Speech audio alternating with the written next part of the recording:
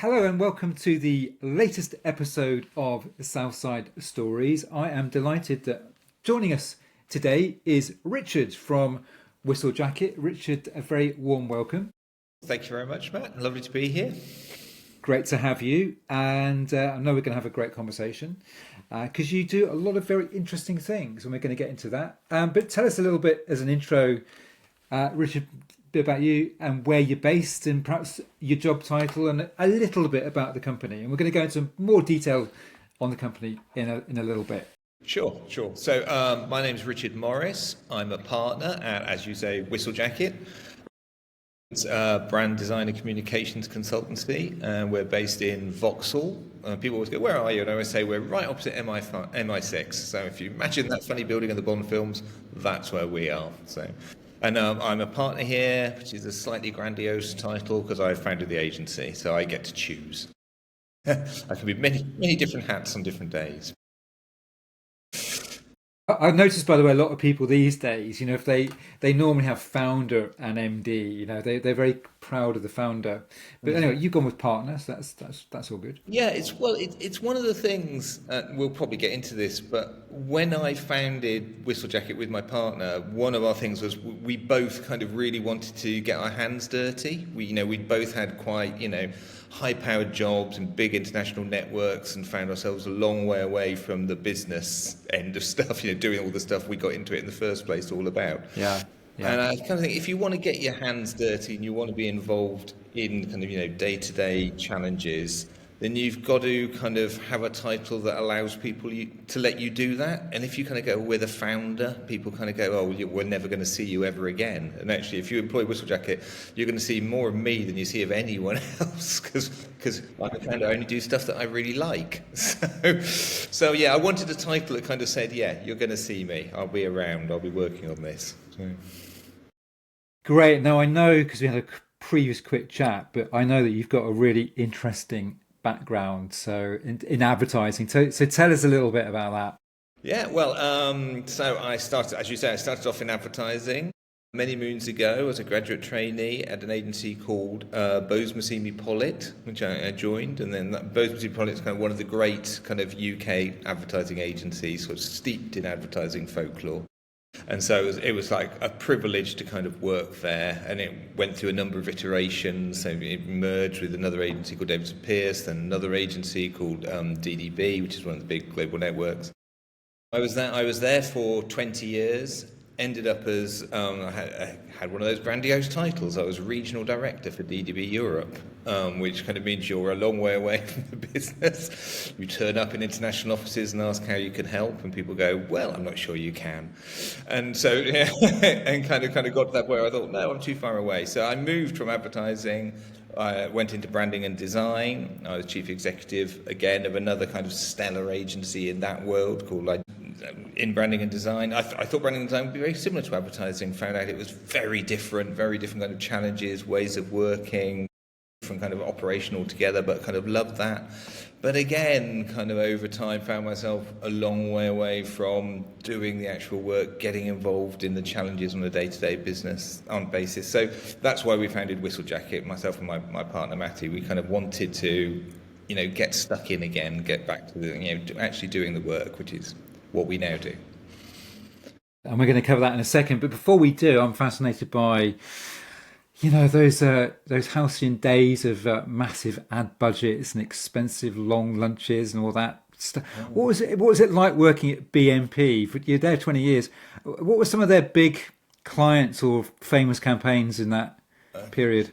Well, yes, it was all true. It was all huge budgets, and there were plenty of lovely long lunches and all that sort of stuff. But it was kind of very much, it was your life and your work. So it was 7 days a week, 24 hours a day, and that allows you a certain amount of freedom to kind of do stuff as well. But yeah, no, it was a wonderful time. BMP is famous for doing kind of lots and lots of great FMCG campaigns. So all the great courage campaigns like Foster's with Paul Hogan, Courage Best, John Smith's in various different iterations, all of that stuff. And then, we were kind of doing that when I was there, and also stuff like Barclaycard with Rowan Atkinson, or there was like Fry Laurel doing Alliance and Leicester, and then when it merged with DDB, acquired the VW account, and all those kind of years and years and years of fantastic VW advertising, all about sort of reliability, first of all physical, and then kind of emotional, and the emotional thing was the bit that BNP brought to VW advertising, was all kind of going on around me all the time. And of course, when you're stuck in the middle of it, you take it all completely for granted that you're kind of doing this stuff that becomes kind of ingrained in the culture. That people kind of go, oh, what are you doing? And you can tell them 5 ads that you've made in the last 12 months. They know them all. They can sing along to them. They'll tell you the headline. They'll repeat the strategy back to you. It was great, because, and because that's really kind of why we all work in this business, is we want to do stuff that kind of gets in the culture. People know, they understand. Either, they could actually feed it back to you, or they can kind of become seeped in it, so they understand what you're trying to achieve. That's kind of always the great driver, is what is the effect that we can have, and how can we measure that effect, and how can we see how we've shifted how people think. And BNP, from when I was there, which is kind of end of the 80s until sort of end of the noughties, was absolutely doing that over and over again. So it was a wonderful time to be there. Yeah, no, it sounds it. I myself had worked in London from 95 to 2006, and for BT and later Microsoft. And when I joined BT, I had this amazing lucky break, because I was a telemarketer, the lowest rung down in Bristol.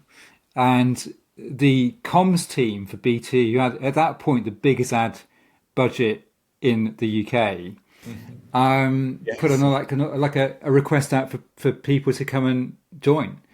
And I did a pitch, and I went up to London. Anyway, I landed this job, and I went from this concrete building near Broadmead in Bristol to this office overlooking the Thames in Temple, and that team was on fire because they had just had this "It's Good to Talk" campaign. I was kind of the Bob Hoskins. Bob Hoskins. I remember that happening. I remember that.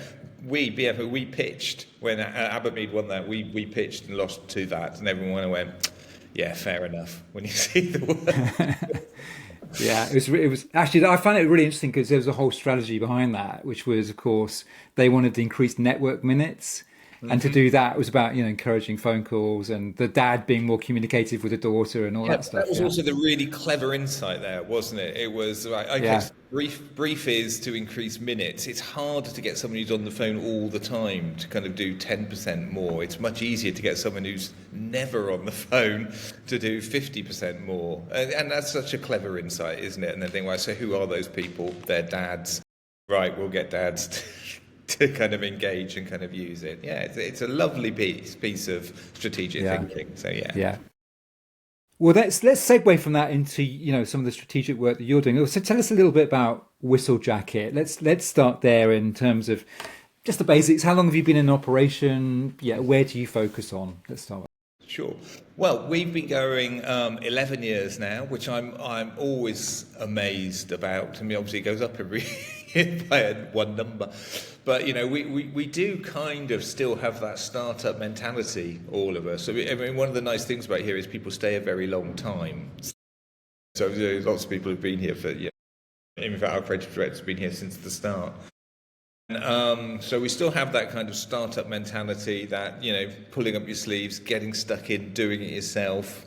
It's all about kind of finding different ways around problem solving, accepting challenge. You're not allowed here to say, I don't know how to do that. You have to say, right, I'm going to find out how that works and how we're going to do that, and and finding new ways of working, new ways of expressing ourselves kind of through brand. That's what we're kind of all about as a culture, really. So yeah, apparently I'm not allowed to describe us as a startup anymore. Now we're 11 years old. I'm probably well past that, but it still feels like that. That's kind of what we're about. And maybe tell us, because perhaps the best way of illustrating this. I mean, tell us a little bit about some of the clients you work with, or I mean, I don't know if do agencies use the term full service agency anymore these days, or I mean, how would you describe yourselves? No, I don't know if they do, because I think it's almost impossible now, unless you're one of the big, like holding networks like Omnicom or IPG or something like that, to actually deliver everything. It was a time when agencies could be full service and do the whole lot. And that, I mean, obviously that started to erode as soon as media left advertising. That kind of stopped at that point. You were, by definition, no longer full service. But with so many different kind of channels now and options, etc., I think it's almost impossible for anyone to describe themselves as kind of full service. But what we do, so our positioning in the market, and I think this might be what you're hinting at, Matt. So our positioning in the market is all about knotty problem solving. That's kind of what we talk about, what we kind of do. And so, client, people always say, what's your dream client? And they think we're going to say Apple or Nike or something, or they're going to say some kind of bijou thing that, you can do something aesthetically wonderful with. And both of those things would be nice if they ring up. Yes, do get in touch.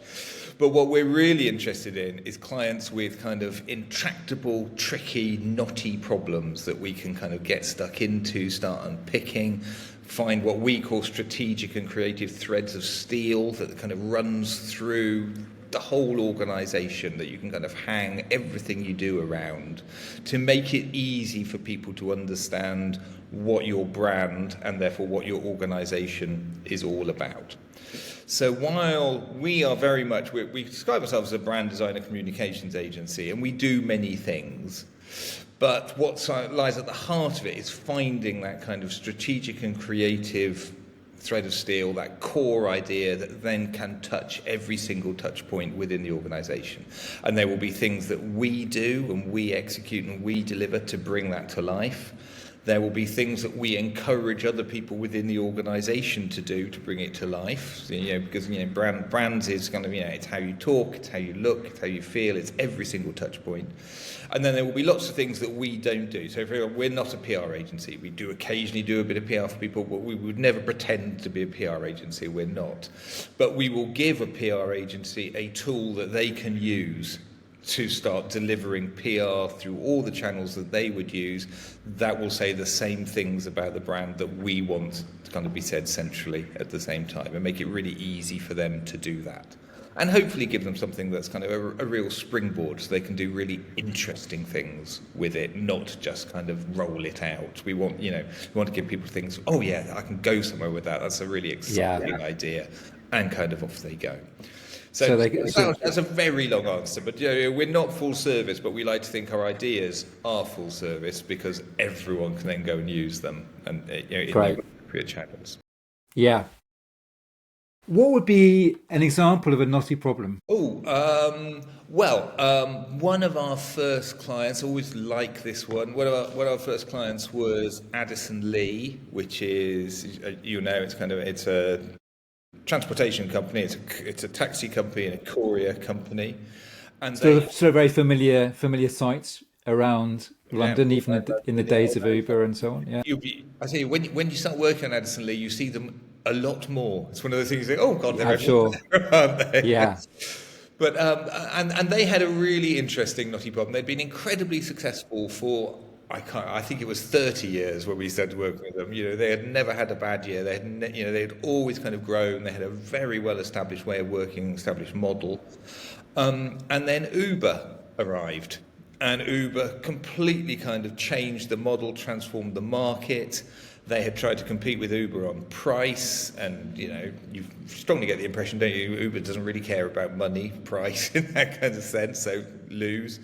They tried on speed of response. Uber had 8 times more cars than they did, so you couldn't kind of win. And so when they kind of came to us, they said, right, what do we do? This is a really difficult, knotty problem. Suddenly our model doesn't work. We can't play on the way that they kind of operate. Kind of what do we do? And that for us, that's a dream client, because that's a client who's kind of going, right, I've got a knotty problem. I'm open to an answer. I have tried a couple of things already and they don't work. Therefore, I know I'm going to have to do something interesting. I'm going to have to do something challenging. I'm going to have to make some decisions. I'm going to have to say, right, we'll do this. We're not going to do that. And we're going to have to get people to make choices. Okay, this is a job where, I'd like Addison Lee to do it. This is a job maybe where I'd like Uber to do it. Think about occasions and how you use them.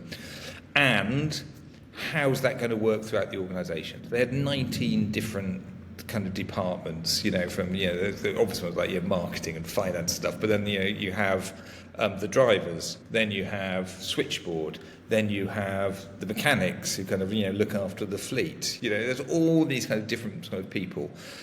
How can you come up with one idea that's all about X that all those people can kind of use, make real, and express to all of their audiences? Everyone will understand, and everyone will go, right, now I know why I should be using Addison Lee, or these are the occasions when Addison Lee are the right choice for me moving forward. So that was a perfect example.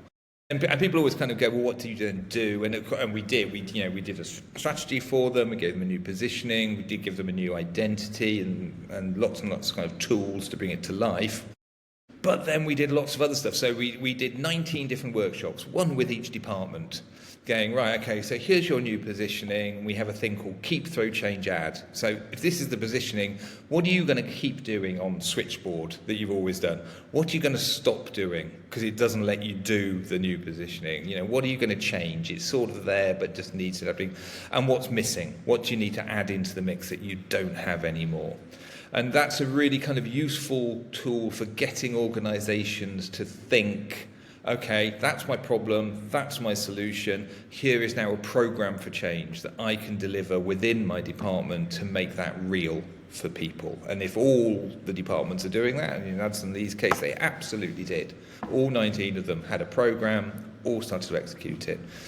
Really kind of effective moving forward. So that's an interesting one, isn't it? Because that is not just a comms idea or a brand idea. That is something going to the heart, really, of the business and all the way through the business. And business is a complex beast with lots of decision makers.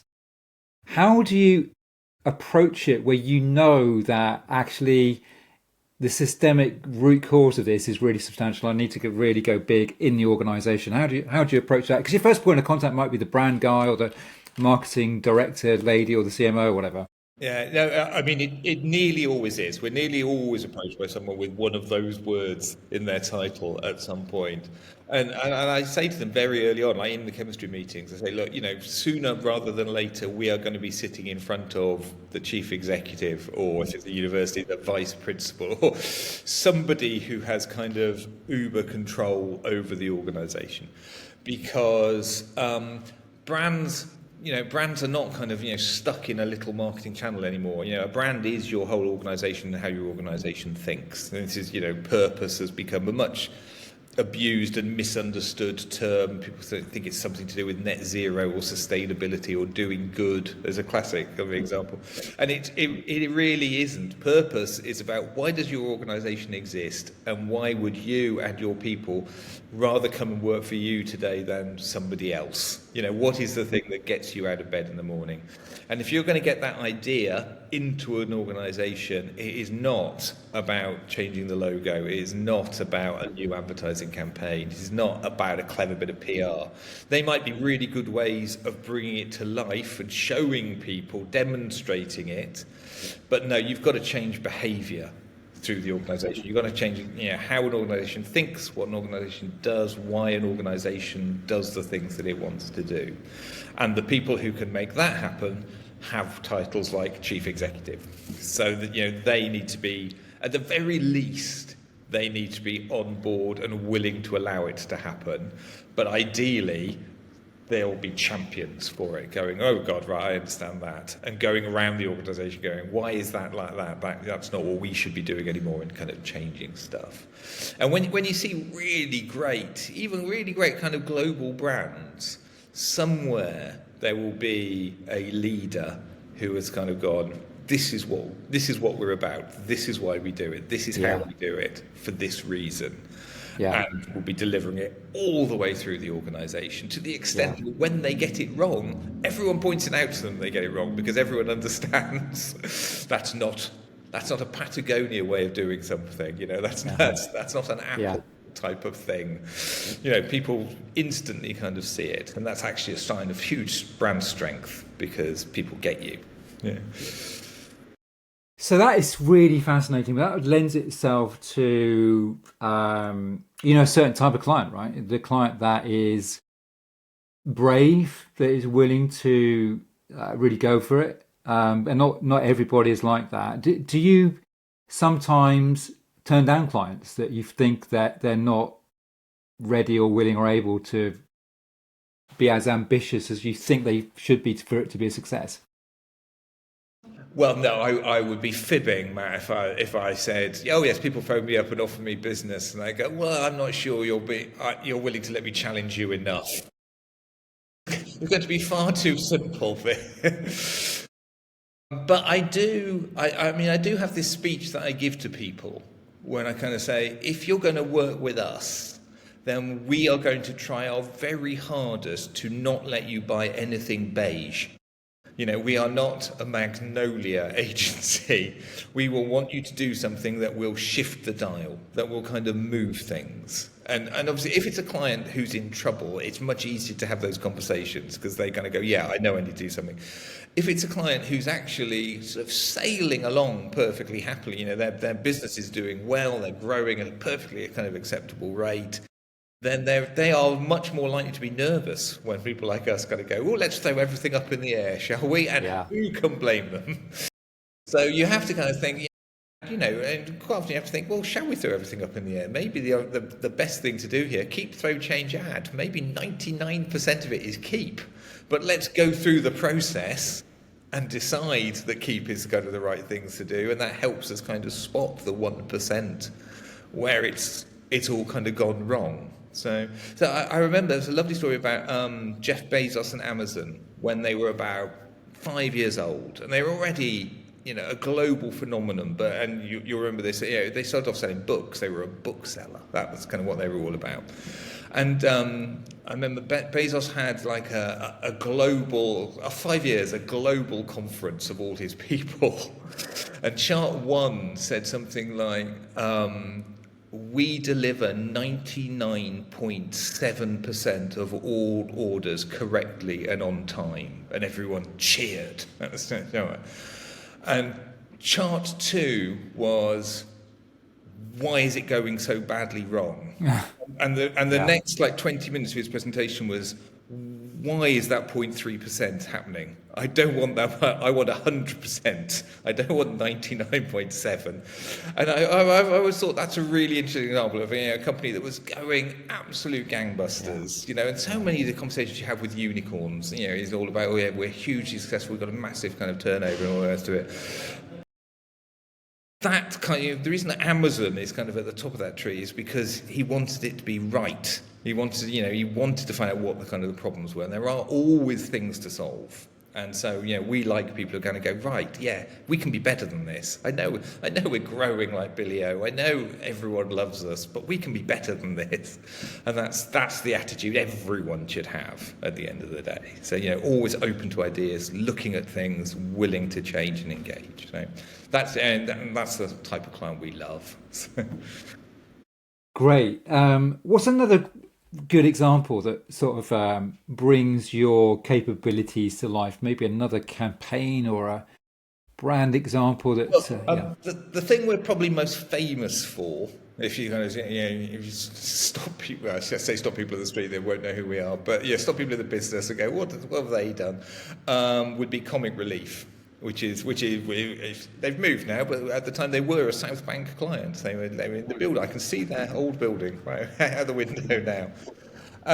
And they were really interesting because they approached us when they were 20 years old, and they were sort of saying then, we've definitely got a problem.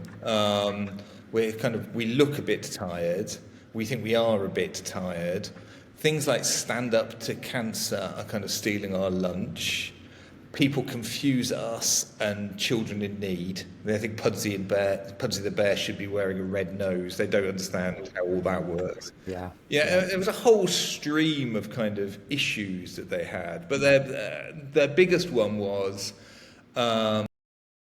people don't. Well, there's two. People don't understand the difference between Comic Relief and Red Nose Day. Therefore, people don't understand how can you have one brand where one day it's someone about sitting in a bath of baked beans for 24 hours to raise money, and another day it's writing about a UN committee on famine in Ethiopia, and they've both got to have a Comic Relief logo on them. How do you work that out? And again, that's a lovely kind of knotty problem to kind of solve, and made even more complicated by the fact that they said, there are a lot of stakeholders you need to be aware of. So there are internal teams running it. There are our trustees who are, who are the founders, who are powerful, influential, and very kind of caring and involved. So they've got to be on board with this as well. But then you've got to think about, how's the BBC going to use whatever you do? How are all our sponsors going to do whatever there's lots of different kind of stakeholders.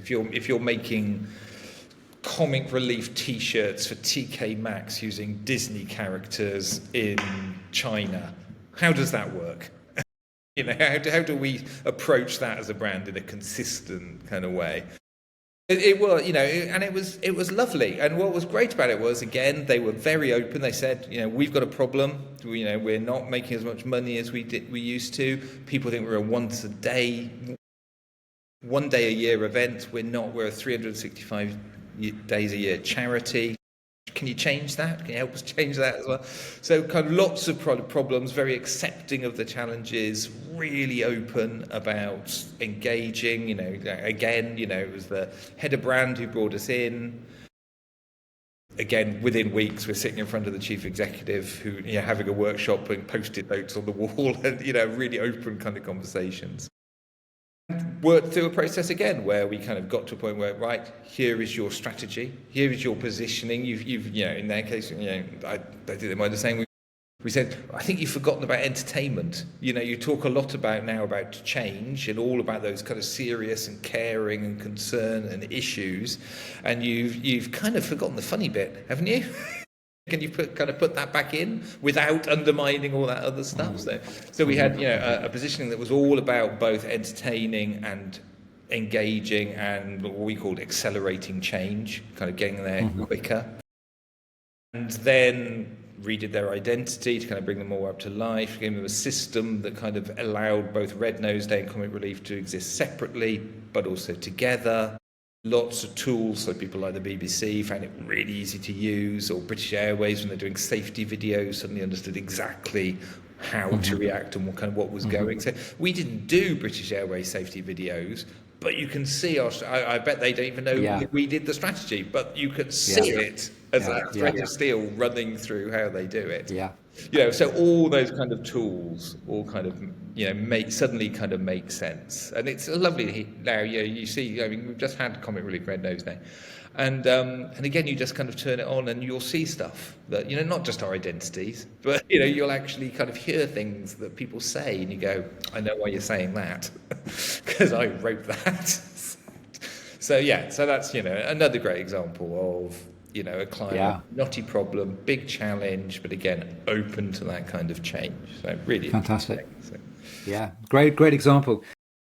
One sort of, I don't know if it's a quick question or a quick answer or not, but going back and thinking about the great work that you've just described, and then thinking about to the BMP days and all those amazing campaigns, and now if you fast forward to now, where I would imagine the level of client side sophistication of a brand is much higher than it was 30, 40 years ago or whatever. But do you think that communications, branding, campaigns, do you think they're as impactful and as memorable? Or is it just me looking back with rose-tinted glasses on the fantastic Guinness ads and everything, from yesteryear? No, you're absolutely right. It's not. I mean, it has changed, and it's changed because the media landscape has changed so much. I mean, it is much easier to get literally 20 million people to understand what it is you would like them to think about brand X if you can run one 30-second ad sitting in front of Coronation Street on a Monday night at 7:45 than it is if you've got to tell them in 100 different ways through 100 different channels on 100 different occasions to get to, a fraction of that number. So, the mass media market in that sense has changed, and therefore the industry has kind of changed. But so I would say this, wouldn't I? But I would therefore say that the need to have that central thread of steel, the need for brand to be the centre of your organisation, the centre of your thinking and everything you kind of do is more important than ever, because suddenly you've got 100 people doing stuff with your brand, whereas you used to have like 3. You used to be the brand manager, the marketing director, and the assistant brand manager, and they ruled everything with a rod of iron. Now you've got 100 people internally doing stuff. You used to have 3 agencies, you've now got 20 agencies doing stuff, all ringing you up constantly, begging for attention, looking for budget to kind of do things, and you've got minute audiences compared to kind of where we kind of used to be moving forward. It's so much more fragmented. Campaigns, I was having this conversation with a couple of old friends in advertising the other day, and we were going, it's really hard now to think of big advertising campaign ideas. We always go, compare the market, which is one. Compare the market to perfect with the meerkats. It's a great example of it. But hey, I think 15 years old now. So, the fact that we all work in this business and we're all going, oh yes, that was a good one, wasn't it? It's 15 years old and you sort of struggle to think of anything much past that. Kind of says, no, those big ideas, advertising ideas don't exist in nearly the way that they kind of used to, and people could play everything kind of back to you. Therefore, more important than ever that you have brand at the heart of your organisation, so people get a consistent experience, consistent product, consistent NPD, thinking about that moving forward. Yeah, great. Okay. Let's move in the last sections of our conversation just to running an agency, running a business, and what that's like in 2025. I'm going to ask you actually to start off with, because you mentioned a couple of times that you've transitioned a few points in your career to sort of get nearer to the coalface, to get nearer to the process, to whether that's the intellectual thinking these knotty problems through or seeing stuff delivered, and I totally get the appeal of that. Is there a downside of that when you are also effectively you are the boss of the agency and you're driving it forward and new business and all the other things you have to worry about? Yeah, no, it's incredibly limiting, and it's definitely the challenge in our business.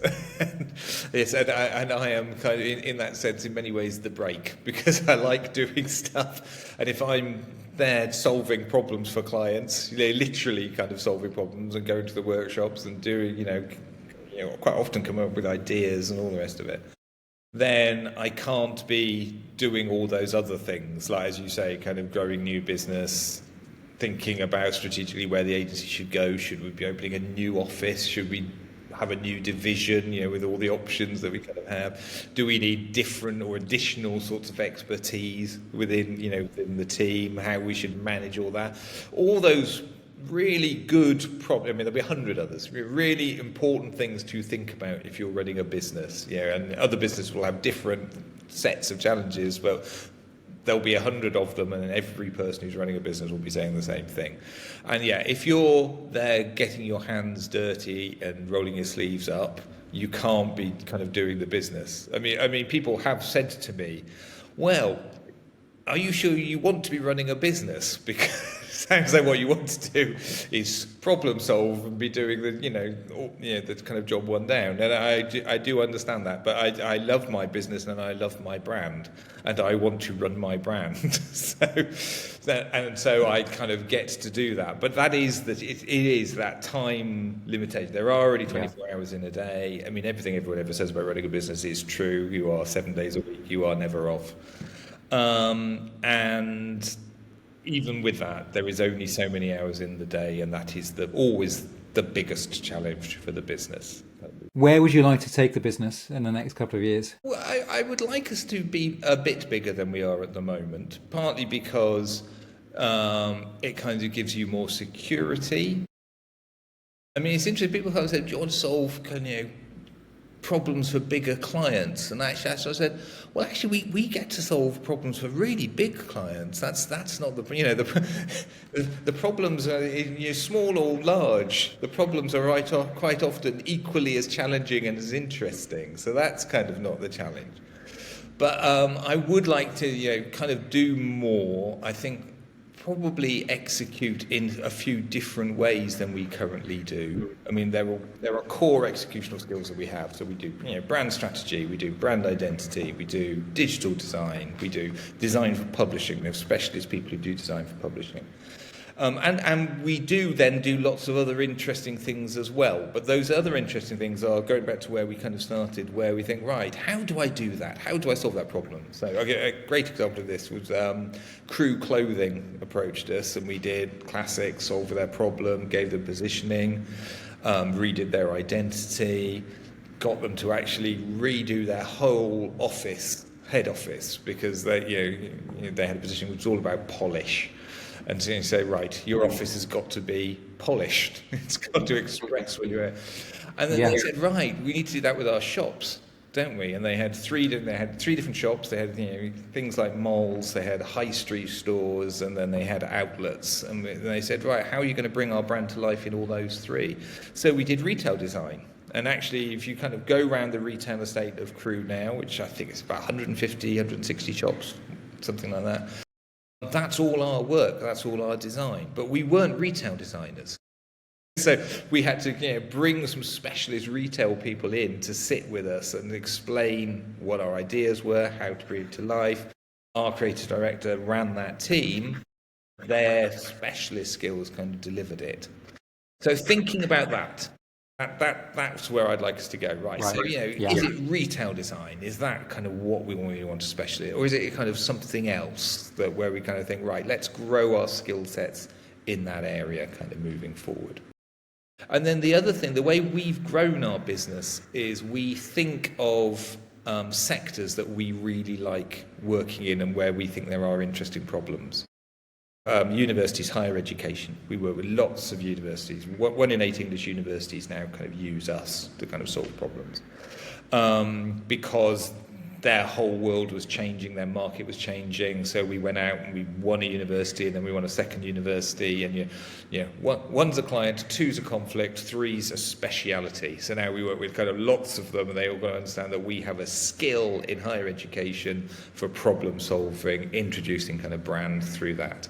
And we've repeated that trick in a number of different ways. So we do net zero and sustainability, we do public sector, we do a lot of place branding, do a lot of third sector and charity work, like some comic relief or War on Want, places like that. So the other thing to think about in the next 2 years is, right, what are the next sectors? Where do we want to kind of problem solve next? And we're thinking a lot about arts, cultural heritage type organisations, and doing some interesting work there. We're thinking a lot about sport, because people really like sport here. And again, it's really interesting. Are there problems in sport? Oh goodness, there are horrendous kind of problems in sport to kind of solve and work through. And I can't talk about where I wrote to lots of Olympic sports, and one very small Winter Olympic sport wrote back and said, "This is our problem. Could you help us with this problem?" And you go, yes, that's exactly what we do. So we're solving that problem for now. We're 2/3 the way through, and when we've done that, then we'll have a case study, and then we can go back to some of those other people and go, right, we've done this for them.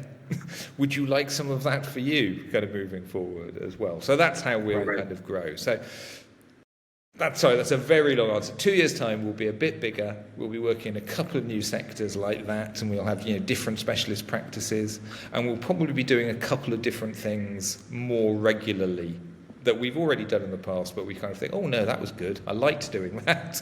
Let's do a bit more of that moving forward. when you look at all of that ambition, which is awesome, and some really exciting potential new sectors there, what would be the biggest single thing? It's a bit of a difficult question, this, but if you could point to one thing that is perhaps the biggest challenge, you know, right now, it might be a general marketing agency thing, might be connected to the UK and London, might be particular to your business, but what do you think is the biggest challenge? Quite often, the biggest challenge is people. Yeah. The whole marketing sector has largely changed. So when I joined, it was advertising, but it was true of many different sectors. Was based on retainer. So you work with Yeah. clients on a monthly retainer for a fee. I mean, when I first started, it was actually commission based, but it quickly kind of changed that retained business. But you had a very long relationship with clients, and you would regularly find that people in the agency had worked on a particular brand longer than any of the kind of client team, and there was a huge, a bank of knowledge and understanding, within the agency. That has largely changed. Probably the majority, even for the big network agencies, the majority of their income is now based on projects. It's kind of one-off tasks. Can you do this for us? Yeah. Quite often executional. Can you deliver one of these for us? Or I've seen one of those. I'd like one of my.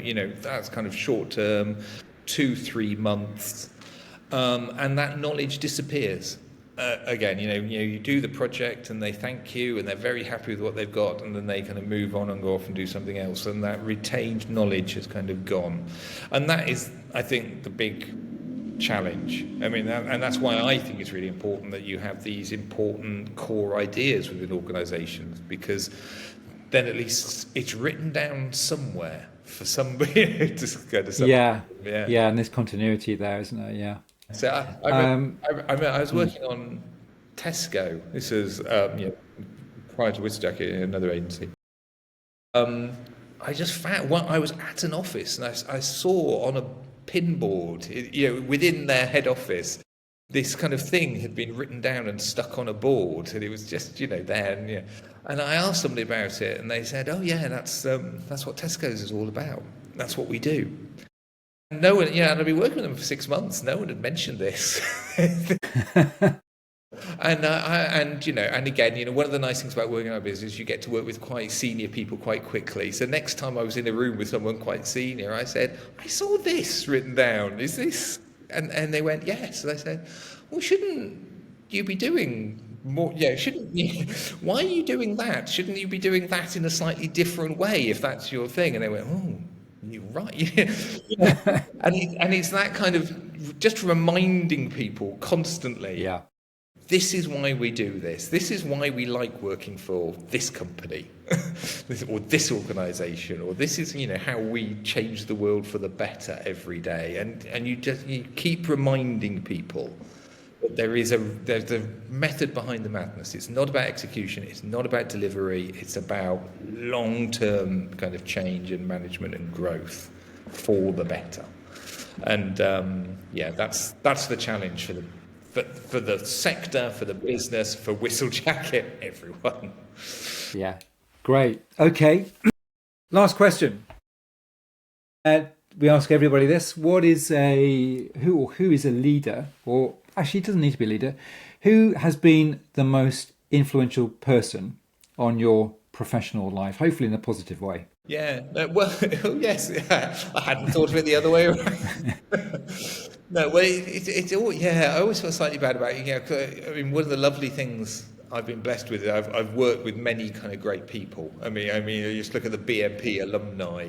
We had to work with like John Webster, who's like the most awarded creative director anywhere in the world ever. Just had him sitting down, said he'd pop down and show you a script every other week. And so you kind of, it's slightly disingenuous to name someone. But there was one guy. There's a guy called Chris Kaup, who he interviewed. He was managing director when I joined BNP, and he interviewed me in my graduate trainee thing, and he went on and became chief executive of BNP. He was a planner by training, but he adored new business. I mean, he absolutely loved it with a passion. Everything I learned about new business, I learned from Chris. I'm kind of hugely kind of grateful to the enormous amount of time, and that was the thing think I really learned. The thing he taught me most was be generous, and he was incredibly generous with his time, with his ideas, generous in its traditional sense as well. We're full of largesse.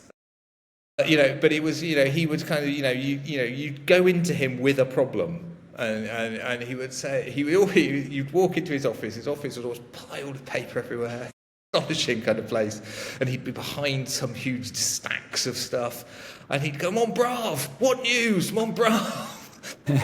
Like lay a problem in front of him, and he would immediately push everything aside and start interrogating that problem and go and thinking about it and making 5 really good ideas, which you would then just take away. He didn't sort of follow up, or he just gave it to you and said, think about this, or how about this, or shall we do, and that's kind of what I learned, and I think that's still incredibly important to kind of be generous with everybody, with your clients, with your team, everybody. Yeah. Be generous, because it comes back. Great. Well, that's a fantastic. Have you ever told him this, by the way? No. Sadly, Chris died. Oh dear, I was wondering. No, about 15 years ago, and and I thought about it. I thought, why did I love that man so much? What was it? And and really made me think about it. Which is why when people kind of say, who was it? I always think of Chris, because that moment happened when I had to think, what was it about you? And I could really distill it. I could absolutely go, I know why you were great. It was that's why. Yeah. Really important. And I'm very regretful I didn't tell him, because I should have done. Yeah. Well, that's unfortunately the case with a lot of things, isn't it? We never quite do it. But anyway, here's to Chris. That's a lovely way. It was a great legacy that he's passed to you. Be generous. That's a beautiful way and sentiment to finish this. That was great. We could talk for a lot longer, but Richard, thank you so much for being so generous with your time. God, no, not at all. I love talking about this. Yeah, it's a great area to talk about. I love it. But that was fantastic. Really enjoyed that. Thank you so much for your time. Not at all. And good luck with your growth plans. All right. Thank you very much. All right. Cheers, Matt. Thank you. Great. Thanks a lot.